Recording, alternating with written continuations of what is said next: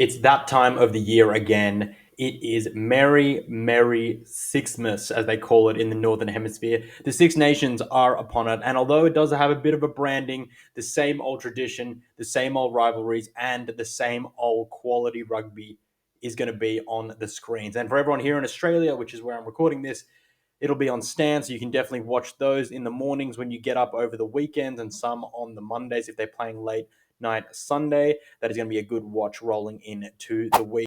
The reason why us here in Australia should care about the Six Nations, it doesn't really affect us. None of our players are playing in it. Why should it matter?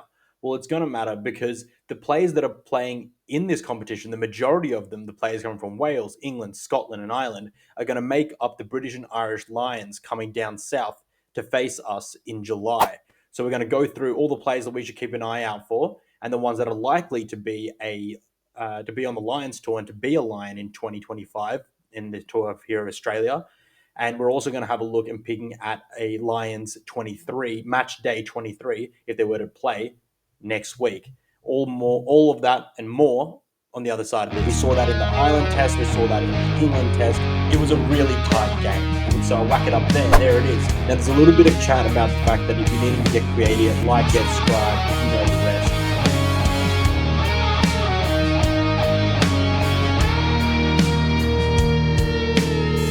So we're going to work our way through the weekend in a chronological, in a nice, calm manner. So we're going to start off with Wales versus France, and that game kicks off tomorrow, our time in Australia.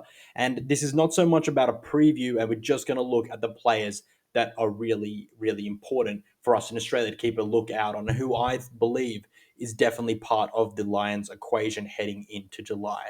And that's definitely something that Andrew Farrell will be having a look at over the weekend. Who is he going to pick for his British and Irish Lions tour in July? So I'm going to whack the team up sheet right up there.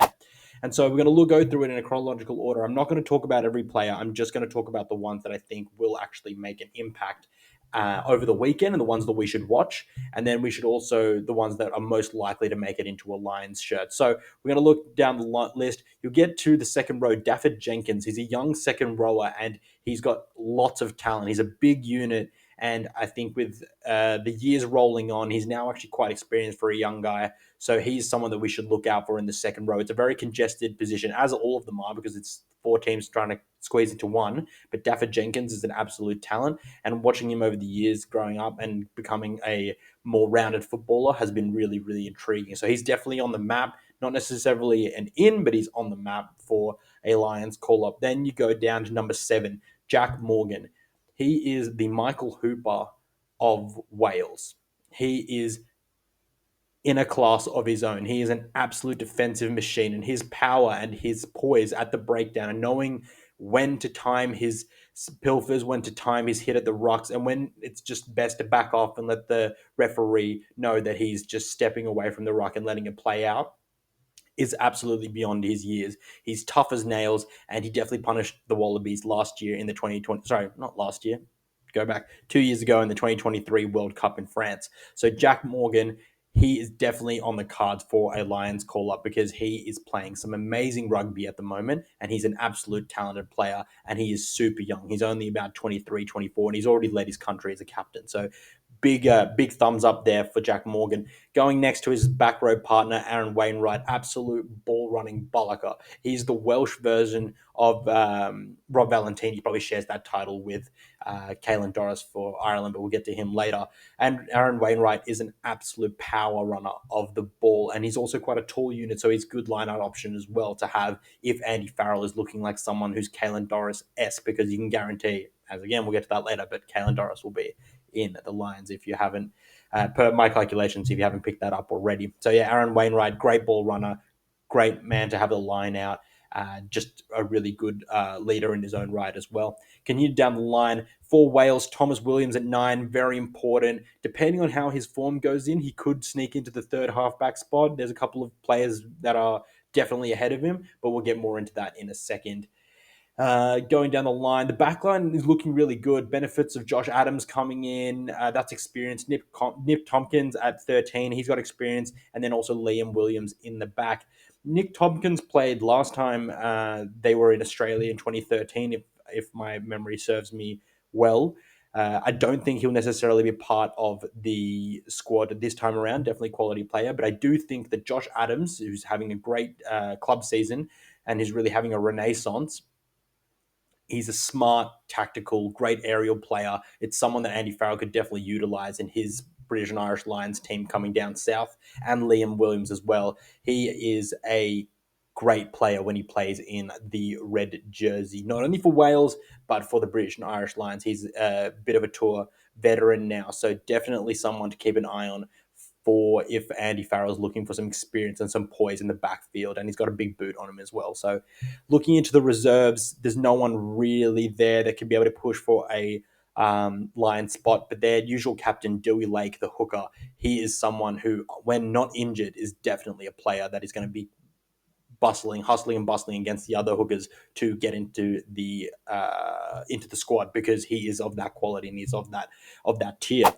So Scotland versus Italy, bit of one of the lesser games, but that doesn't mean that Scotland necessarily has gone easy on Italy. They'd definitely be able to put in a really big fight. As you can see on the team list there, they've done the ordering in a bit of a different order. I don't know why they decide to do, a top down, cut off in the middle, go back to one. Can't we just have a consistent form? 1 through to 15, 15 through to 1. I prefer 1 to 15, just makes sense chronologically. But yeah, going through, so Blair Kinghorn there, a fullback, definitely an option for fullback or wing, and it can also play 10 as well. And that kind of versatility is important when you're bringing a squad down that may be struck by injuries, or you need to play lots of players and be able to not necessarily have to make them churn through lots of minutes. And Blair Kinghorn has been playing some amazing rugby at club level with Toulouse. Now it's all about to see how he performs at the test level, because he is a quality player that can play 15 wing, centre really if he needs to, and 10. He can play almost any position in the back line apart from 9. His back three partners of Darcy Graham and Duhan van der Merwe, definitely two wingers. I'm going to call him the Rhino and the Whippet, because Darcy Graham is lightning and electric with those dancing feet, and he's also got a good turn of pace that really punished the Wallabies in the Autumn Nations just a couple of months ago in November. And then also Duhan van der Merwe has scored some amazing solo tries against England in the Six Nations, so watch out for him to get a highlight reel. But I do think both of them are definitely wingers. It is also extremely contentious position for the British and Irish Lions with great wingers right across the four teams. But I do think that these guys can definitely compete, and should they perform during this series, it's an option for them. It's an option for Andy Farrell to be able to pick them, and they'd be served really well on both wings. Moving into the centres, obviously they lost their nominated captain Sione Tuipulotu, which was a really big blow for the entire side, really, and just fingers crossed that he can get back and healthy and fit to play against the Wallabies, because that matchup against Joseph Akuso Suoli in the centres was absolutely juicy. So we love to see that.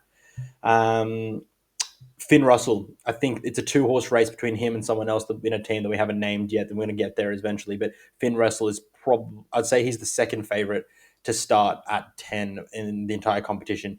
His maverick ways is only matched by his extremely deft kicking game, and also his ability to run the ball, and has freakish offload as well, kind of like Quade Cooper, circa 2011. It's crazy. So Ben White can challenge for the halfback position for the British and Irish Lions. Andy Farrell may be trying to get a bit of a balance of age, but I do think that he's definitely part of that equation. It's another position which is really hotly contested, so it'd be interesting to see which way Andy Farrell goes there. Pierre Schoeman, he's good. He's really good, but I'm not sure that he's going to be able to compete with the other players, which we'll also get to. But he's definitely of that tier of player. Dave Cherry, not so much. Xander Fagerson, I actually think that with Tyke Furlong injured and not known what his form is going to be like when he gets back, you can't actually predict that. Xander Fagerson is probably the best tight head prop of the four nations that make up the British and Irish Lions, and he's he's going to go for a gangbuster year after what was an already really impressive club season in 2024. So he is in prime spot and to really take that position by the horns and make it his own for the British and Irish Lions tour. Going down the line, you've got great toilers, you've got great players, but the rest of the pack is hotly contested from England and also Ireland, which we'll get into in just a second. We're going to move on to the blockbuster of the weekend. Sorry, let me get it up. There we go. So we'll start with Ireland.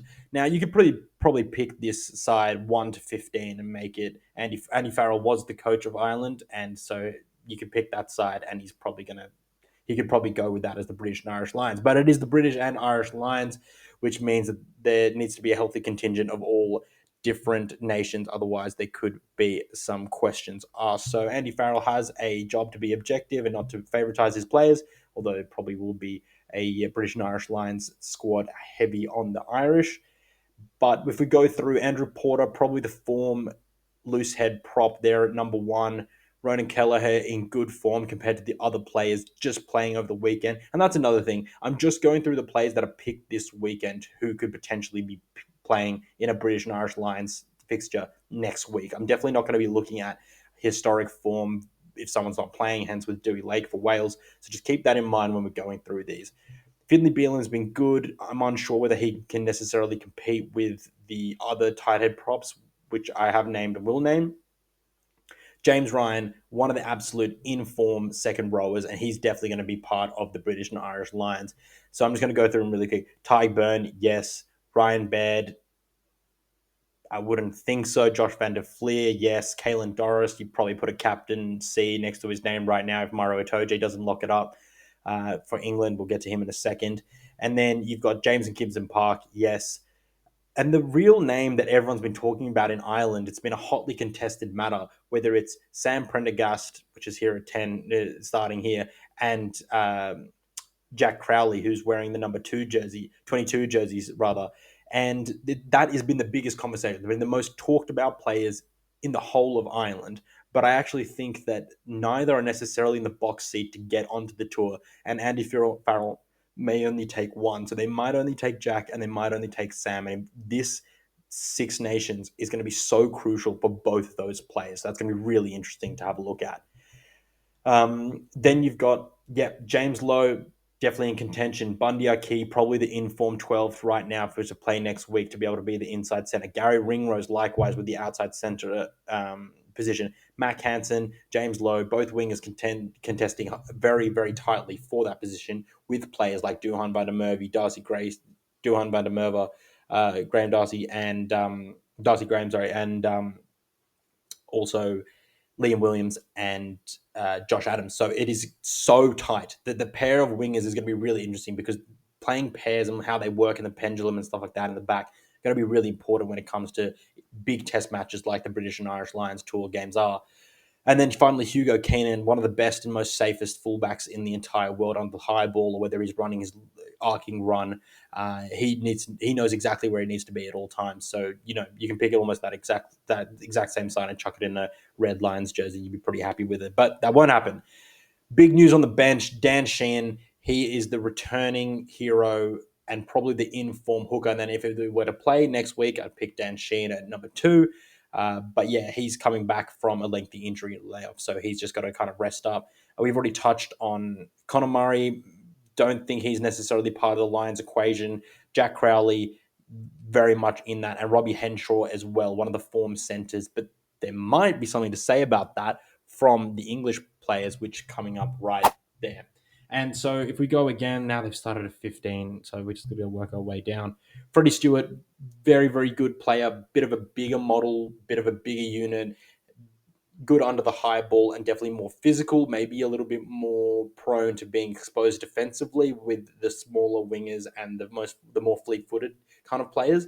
But he's nevertheless still part of that equation because he does have certain unique assets which could serve him really well in a test in July against the Wallabies. So then we go down. Tommy Freeman, utility player, can play in the centres, also wing, and probably can play fullback as well at test level if need be. And that's a really important thing. Again, utility. So we talked about that. It's the Blair Kinghorns of the world, Liam Williams. So that will be crucial. That'll be crucial. And I think that gives Tommy Freeman a good in. If he has a good series, he can be able to be a British and Irish Lions tour. The centres of Ollie Lawrence and Henry Slade, they're both good. They've both been great servants to Australia, to English rugby rather. Ollie Lawrence, with his power and brawn, probably has a little bit of more of an inside line should Sione Tuipulotu not recover and get up to speed uh, before the time to head down south to Australia. Henry Slade, a little bit of a more of a utility player, but might not offer the same amount of skills, power, and brawn that the other centers for the other teams can. So that's a bit of a touch and go there. Marcus Smith, number 10. He is the front runner for being the number 10 for the British and Irish Lions at this present time. If I was to play a British and Irish Lions team that I'd be scared of, I'd put Marcus Smith there in a second. You go down to jersey 23, that's Finn Smith, and they've also got George Ford, who's another 10. But honestly, if it's either Finn Russell or Marcus Smith, I'm scared of that backline because those players know how to unlock the plethora of skilled players that could potentially be playing outside of them. So Marcus Smith, the man to watch, he's an absolute excitement machine, and he's also extremely hardworking and pretty brave in defense as well. Going down, you're going to be looking at the players of Alex Mitchell. So it's Jameson Gibson Park and Alex Mitchell. Those two are vying for the starting spot. Alex Mitchell has come from the clouds in the last couple of years, and he's absolutely nailed it and he's crushed it. So that's really exciting. Then we're going to go through the pack with Ellis Genge. He'll probably be there. He's a great stalwart, and he's a powerful ball runner, which they'll need against the Aussie boys because I have a feeling that Joe Schmidt is going to make the contact zone the make or break for that series. So that's going to be really exciting, and the Ellis Genge will help them on that way. Luke Cowan-Dickey, that's touch and go to see how Dewey Lake goes. Dan Sheen, Ronan Kelleher, it's all a hotly contested position. Will Stewart probably in there at the moment of the players that are playing in this week, but obviously there's a lot of rugby to be played, so who knows?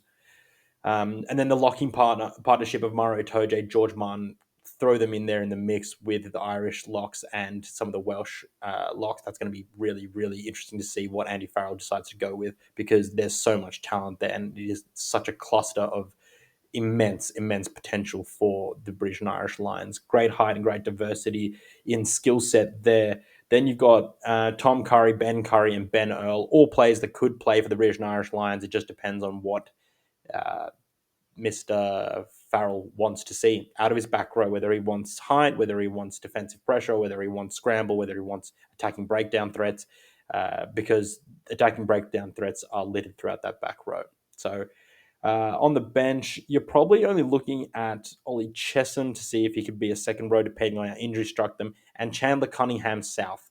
Now, this guy is someone who I think that is out of the 23, but England have really quite nicely managed this sort of um, bench situation, be able to have a stronger bench against Ireland in the second half. So I think that's really good. And Chandler Cunningham South is a power athlete who can play 60 plus minutes, but I think he's probably better over 30, 40 minutes because he is a great aggressive tackler and ball runner. So he being on the bench for the British and Irish Lions will just mean that the onslaught just continues in the second half against those Wallabies when they come down south. So without further ado, I'll go quickly through the Six Nations fixtures and who I think is going to win. France will beat Wales, Scotland will beat Italy, and because it is at the Aviva for England against Ireland, I think that Ireland will win it, but I don't think it'll be by much. And I do think that this new invigorated England will definitely give them a run for their money, and it will be a try in the game. I don't think there'll be anything more than that because they've adjusted their defense. The England have adjusted their defensive patterns. They're no longer running the absolute ball to the wall rush defense that Felix Jones employed because he's no longer there. So they have to change that up. Then looking over to, apologies, just getting through my documents, we're going to look at the team that I would pick from 1 to 23 if they were to play, if the British and Irish Lions were to play the Wallabies next week. This side scares me, and if this side took the field, I'd be worried for our prospects of winning or perhaps even really doing that well in the game. It might not even be that close the way that I see it at the moment. So there, I'm going to whack it up there. There we go. So you got Porter, Sheen, Ferguson, 2 Irishmen, and 1 Scotsman. Then you've got Itoje and Martin from England in the second row, so complete English second row. Byrne, Morgan, and Doris. So you've got 2 Irishmen and our first Welshman. Welcome, Jack Morgan. You definitely deserve that spot. There's other players that could play there, but I think representation and also the kind of player that he is, he's dogged and he's tough as hell. So he gets that spot. Then heading into the backs, you've got Jameson Gibson Park match with Marcus Smith. Juicy. great. The width on James and Gibson's pass gives someone like Marcus Smith, who has fleet foot and sees things and is a reactive player, absolute a bunch of space, and that's really exciting for that combination if they get to play some serious minutes together. In the centres, you've got Bundia Key and Gary Ringrose, Irish combination. They work really well together. Why fix something if it ain't broke? Sorry, I've skipped over the wings. Then you've got the Welsh partnership of Josh Adams and Liam Williams. You could probably put James Lowe on the wing in jersey 11 instead of Josh Adams, but I just like that Welsh combination. Like you have the Irish combination in the centres. Not too many Irishmen in the back line. You can't have that. And then the Scotsman in the back, just like Stuart Hogg was before him, you've got to have Blair Kinghorn there in the backfield to be able to command it all. And also he can slip up to number 10 or out onto the wing should injuries strike throughout the game. You never know what's going to happen these days. Heading to the bench, finally, quickly, you've got an Irishman in Ronan Kelleher. You've got Ellis Genge and Will Stewart, the replacement props. There's obviously a bit of leeway there with you've got players like Beelum, and you have a couple of the Welsh players who are injured and not playing this weekend. And you could probably put Scoom in there as well. But I just think that at the moment from the weekend, that's what I'd go with. Great scrummages and also just great power athletes as well. Then you've got James Ryan of Ireland covering the second row because you can't not have him in the side in the way that he's playing at the moment. And Chandler Cunningham South because of the power game that I talked about earlier.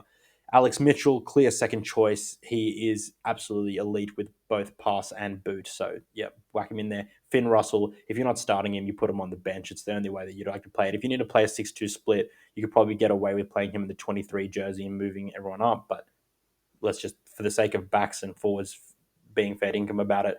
And Tommy Freeman. I know it's a bit of a surprise. There's lots of other players. There's Darcy Graham, but there's Darcy Graham, and then if you're not playing Russell, you can Lowe, you can put him on the bench. But I just feel that with the versatility and the size that he offers, he can offer them something really quite great on the bench. So that's what I like to think. What would be the scariest side to play the Wallabies if they were playing next week? Please tell me your thoughts in the comments below. And I'm going to do one of these videos every week. I'm not going to review games, but that will factor into my next video next week, same time, same place, about who should be in the side the following week and who I'd be frightened to see in the team sheet if they were playing the Wallabies. So please, guys, like, subscribe, and you're watching Off the Ruck. I'm John Ferguson. Find me on Twitter. Find me on theraw.com and RUGBYPASS. That's where I write. And I'd like to hear from you guys in any way, shape, or form that you guys got. But for now, signing out.